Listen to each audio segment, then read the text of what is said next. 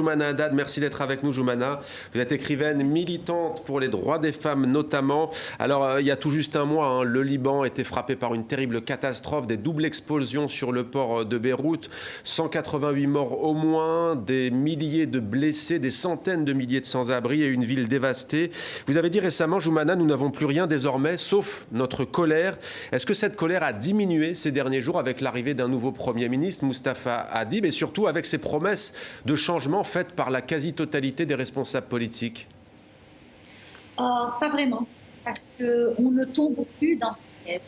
On a déjà appris nos leçons et nous savons que le nouveau Premier ministre est très probablement un recyclage des figures politiques qui existent déjà. C'est de toute façon un diplomate. Et comme nous savons tous, même au niveau de la diplomatie des ambassadeurs et des consuls du Liban, chacun a ses allégeances politiques.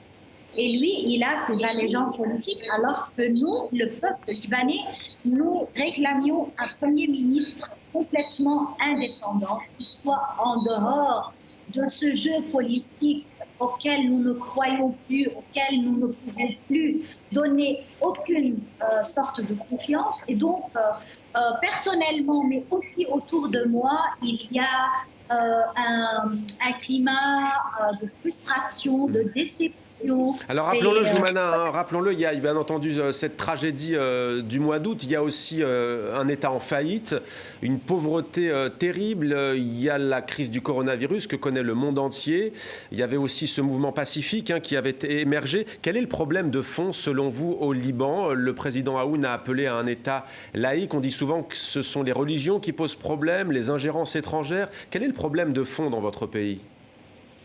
Tout d'abord, permettez-moi de dire que l'appel de Michel Aoun à un État laïque est risible.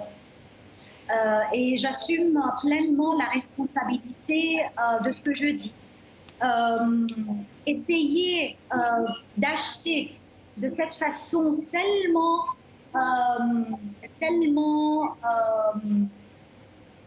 c'est-à-dire clairement superficielle et menteuse les consciences des gens qui luttent depuis des années pour un État civil, juste en disant nous voulons que le Liban soit un pays laïque, ça montre un manque d'intégrité incroyable. Mais que demandez-vous? Pour vous, c'est quoi un État laïque, Joumana Haddad? C'est pouvoir se marier aux civils, comme vous le dites? C'est cesser ce système multiconfessionnel?